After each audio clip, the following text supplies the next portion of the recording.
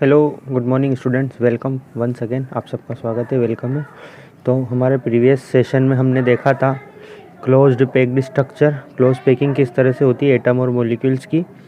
तो close packing हमने 1 dimension में देखी थी और इसका कोऑर्डिनेशन नंबर हमने देखा था जो कि 2 आ रहा था। फिर close packing in 2 dimension, close packing in 2 dimension में हमने देखी थी। इसमें दो तरह से हमने अरेंजमेंट देखा था, एक तो ए टाइप वाला और एक बी टाइप वाला। इसका कोऑर्डिनेशन नंबर हम देख चुके थे, इसका कोऑर्डिनेशन नंबर 4 था। इसके बाद में हमने देखा था दूसरे तरह का अरेंजमेंट जिसको हमने ए बी टाइप का अरेंजमेंट बोला था और उसका कोऑर्डिनेशन नंबर था 6। ठीक है, तो ये जो कोऑर्डिनेशन नंबर 6 था इसको हम बोल रहे थे hexagonal close packing, hexagonal close packing. तो अभी हमने 1 डायमेंशन में देख लिया, 2 डायमेंशन में देख लिया। Now we are going to discuss close packing in 3 dimension, क्योंकि जो रियल चीज़ें होती है वो तो 3 डायमेंशन में होती है।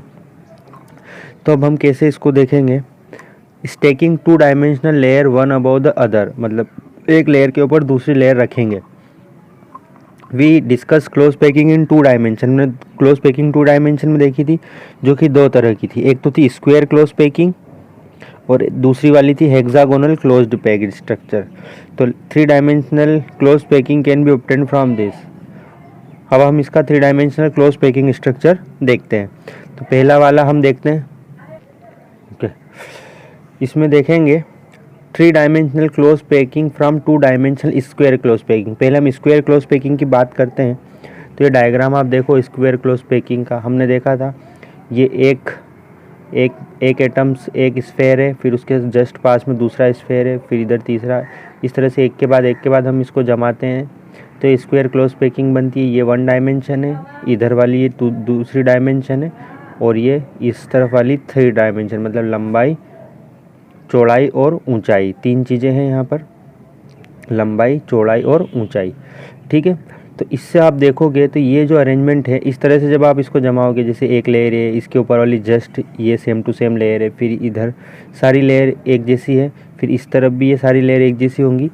तो इस तरह का जब आप अरेंजमेंट करोगे तो ये जो अरेंजमेंट कहलाता है ये ए टाइप का अरेंजमेंट कहलाता है, क्योंकि सारी लेयर जो है वो एक जैसी है।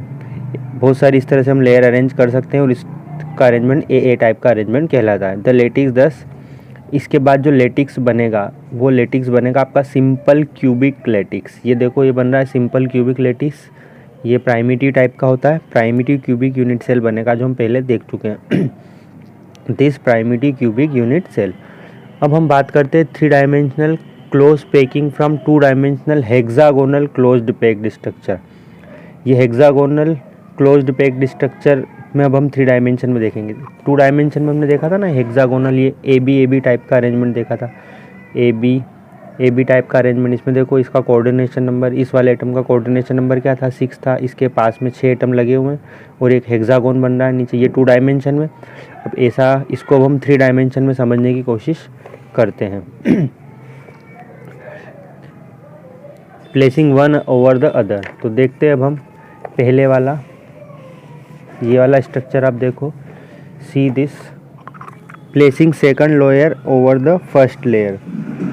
फर्स्ट लेयर के ऊपर अब हम सेकंड लेयर रखने की कोशिश करेंगे। ठीक है, फर्स्ट लेयर के ऊपर सेकंड लेयर रखते हैं।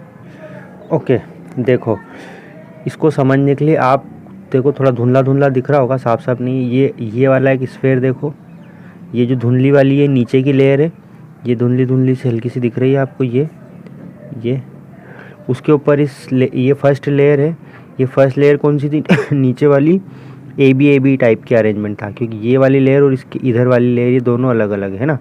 तो इस लेयर के ऊपर अब हम दूसरी लेयर रखेंगे। एक स्फेयर है, एक ये लेयर नीचे बनी, इस लेयर के ऊपर अब दूसरी लेयर रखेंगे। इसको किस तरह से रखना, देखो एक ये वाला आइटम है और ये वाला आइटम है, इन दोनों के बीच में हमको ऐसा इस तरह से एक आइटम प्लेस करना। फिर इसके साइड में दूसरा आइटम है, फिर ये तीसरा है ना, ये एक लेयर नीचे वाली, और फिर आप देखोगे तो ये नीचे वाली लेयर है। अब एटम कहाँ प्लेस करोगे, इस एटम और इस एटम के यहाँ, इन दोनों एटम को टच करता हुआ। ये देखो ये इसको टच कर रहा है, तो ये इस तरह से हम इसको टच करेंगे। तो जब आप इसको इस तरह से टच रखोगे, ये फर्स्ट लेयर को रखा आपने, सेकंड लेयर को रखा। अब ये फर्स्ट लेयर को देखो आप, ये जो फर्स्ट लेयर आपको दिख रही है, ये वाली, इसमें ये ऊपर वाला आइटम देखो आप, ये वाला आइटम, एक ये वाला आइटम और एक ये वाला आइटम। इन 3 आइटम को जब आप देखोगे तो इनके बीच में जो स्पेस आपको दिख रही है, ये स्पेस कहलाती है वॉइड्स। क्या कहलाती है? वॉइड्स। ओके ओके, तो देखो आप इसको यहाँ पर, ये आप देखो, ये एक ये वाला स्फेयर है, एक ये वाला स्फेयर है और इसके नीचे ये वाला स्फेयर है। ये जो आपको बीच में जो स्पेस दिख रही है इसको हम बोलते हैं वॉइड्स। उसी तरीके से नीचे वाली सेकंड लेयर आप देखोगे तो यहाँ नीचे भी ये वॉइड्स बन रहे हैं। अब ये फर्स्ट लेयर, ये वाली फर्स्ट लेयर, एक आइटम ये दिख रहा है आपको हल्का हल्का सा, एक ये दूसरा आइटम और एक ये तीसरा आइटम है ना। और इसके पास में ये फर्स्ट लेयर और सेकंड लेयर, इन दोनों के बीच में एक लेयर है। ये फर्स्ट लेयर के नीचे भी एक दिख रही है और ये सेकंड लेयर के यहाँ पर भी एक स्पेस दिख रही है। यहाँ पर ये ओ लिखा है, ओ का मतलब है ऑक्टाहेड्रल वॉइड्स। ये जो वॉइड बना है ये कौन सा वॉइड है? Octahedral voids. और ये जो टी लिखा है इसका मतलब है टेट्राहेड्रल वॉइड्स। ठीक है, अब इनको इस तरह से नाम क्यों दिया गया है? ऑक्टाहेड्रल वॉइड्स और टेट्राहेड्रल वॉइड्स को दिया गया। एक बार और देख लो, टेट्राहेड्रल वॉइड्स किसको बोलेंगे हम। देखो ये ऊपर वाली लेयर आप देख रहे हो, ऊपर वाली लेयर, ये एक एटम ये है, एक एटम ये है और एक एटम ये है। ये टी यहाँ पर ये जो गैप दिख रही है ये टेट्राहेड्रल वॉइड्स। टेट्राहेड्रल वॉइड्स के नीचे देखोगे तो आपको एक एटम नज़र आएगा, एक स्फेयर नज़र आएगा। इस टेट्राहेड्रल वॉइड्स के बीचों बीच में एक एटम है, देखो ये है ना, नीचे की तरफ एक एटम दिख रहा है। इस तरह का जब अरेंजमेंट होगा तो इसको हम टेट्राहेड्रल वॉइड्स बोलेंगे। और जब ऑक्टाहेड्रल वॉइड्स को देखो आप, ये वाला फर्स्ट लेयर देखो, ये ऊपर वाली, इस ऊपर वाली लेयर को हम देखेंगे ये 3 एटम। अब इसके नीचे वाली लेयर को देखेंगे तब वहाँ पर भी गैप आपको दिखाई देगी। दिख रहा है आपको?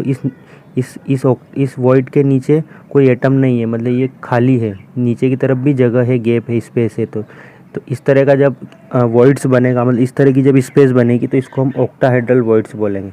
अब इनको टेट्राहेड्रल वॉइड्स और ऑक्टाहेड्रल वॉइड्स क्यों नाम दिया गया है वो थोड़ा सा हम जानकारी ले लेते हैं। देखो ज़रा, ये देखो, ये टेट्राहेड्रल वॉइड्स को समझने के लिए आपको ये देखो, ये एक एटम है यहाँ पर, ये वाला, ये एक एटम है नीचे वाला, ये ठीक से दिख नहीं रहा है, और एक एटम ये है। तो फिर से देखो, इसको हम टेट्राहेड्रल वॉइड्स के बोलते हैं। देखो ये नीचे वाला एक लेयर है, ये नीचे वाली लेयर आपको दिख रही है, ये 3 एटम है।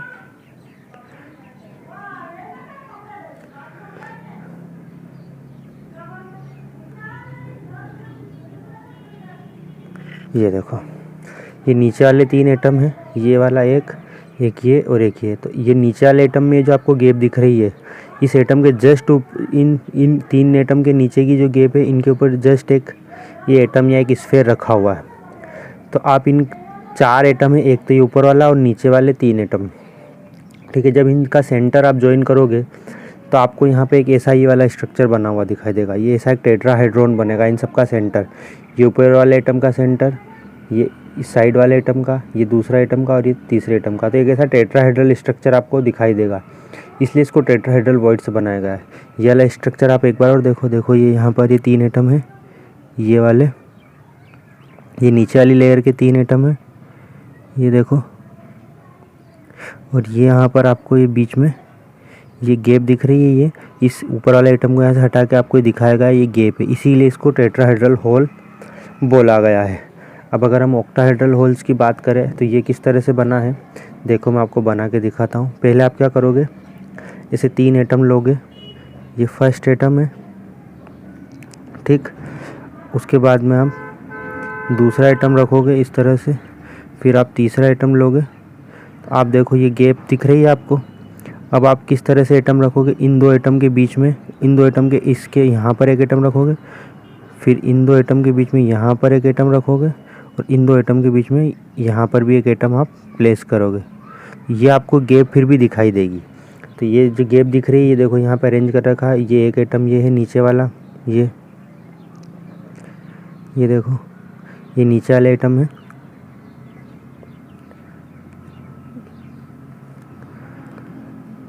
ये, ठीक है। तो देखो ये नीचे वाले 3 एटम है और ये ऊपर वाले 3 एटम है रेड कलर से, ठीक है। तो इन नीचे वाले एटम के बीच में भी आपको थोड़ी सी स्पेस दिखेगी, और ऊपर वाले जब इनके ऊपर एक के बाद एक ऊपर एटम रखा है तो भी आपको दिख रही है। तो इस तरह से एक ऑक्टाहेड्रल होल बन रहा है। ऑक्टाहेड्रल क्यों बोला गया है? क्योंकि इन सब के सेंटर को जब हम ज्वाइन करेंगे, ये जो स्फेयर दिख रहे हैं इसका सेंटर, इसका, ये जो 6 एटम आपको दिख रहे हैं, इन 6 एटम के सेंटर को आप जब ज्वाइन करोगे तो ऐसा एक ऑक्टाहेड्रल स्ट्रक्चर आपको बना हुआ दिखाई देगा। इसलिए इसको हमने ऑक्टाहेड्रल होल बनाया। देखो इन 3 एटम को हटा के नीचे वाले 3 एटम दिखाए गए हैं, और ये बीच में ये ऑक्टाहेड्रल होल यहाँ पर बताया गया है। ठीक है, तो इनको टेट्राहेड्रल होल क्यों बोला गया है? क्योंकि 4 एटम मिलकर एक टेट्राहेड्रॉन बनाएंगे, और उनके बीच में एक थोड़ी सी होल रहेगा। उस होल को उन सबके सेंटर को ज्वाइन करने पर एक टेट्राहेड्रॉन बनता है। उसी तरीके से आप जब ये 6 एटम देखोगे, हमने इनको इस तरह से रखा हुआ है, तो एक ऑक्टाहेड्रल होल बनेगा। ऑक्टाहेड्रल क्यों? क्योंकि जब इनके सेंटर को ज्वाइन करेंगे तो एक ऐसा ऑक्टाहेड्रल स्ट्रक्चर बनेगा, इसलिए इसको ऑक्टाहेड्रल नाम दिया गया है। ठीक तो ये है आपका थोड़ा सा। अब बात कर लेते हैं थोड़ी सी और इनके कोऑर्डिनेशन नंबर की। तो eight other places a triangular void in the second layer above the triangular void in the first layer in the triangular shape of the do not overlap. One of them has the apex of triangular point. ये मैं बता चुका हूँ आपको octahedral void के बारे में। One such void has been shown by separately figure. The number of voids depends upon the number of closed packed sphere. देखो ये फार्मूला आपको याद रखना है।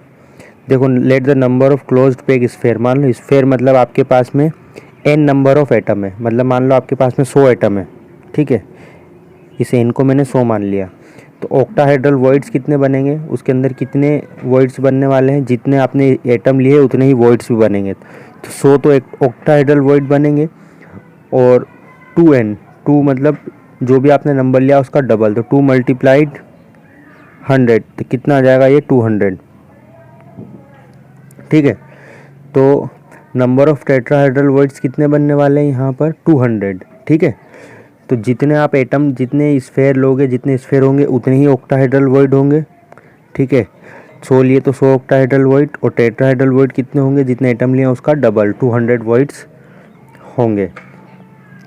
ठीक है, तो बाकी अब हम देखेंगे placing third layer over the second layer. अभी हमने 2 लेयर एक के ऊपर एक रखी, एक तो नीचे वाली लेयर, एक उसके ऊपर लेयर। अब एक और हम देखेंगे, तीसरी लेयर को रख के अब हम कोशिश करेंगे उसमें किस तरह का अरेंजमेंट बनेगा, जो कि अब हम नेक्स्ट वीडियो में देखेंगे। थोड़ा ठीक से अगर हमारे पास बॉल्स हुई तो उनको देखकर समझने की कोशिश करेंगे, ताकि आपको अच्छे से बात समझ में आ जाए। ओके, आप सभी को बहुत बहुत शुक्रिया, धन्यवाद इस वीडियो लेक्चर को देखने के लिए।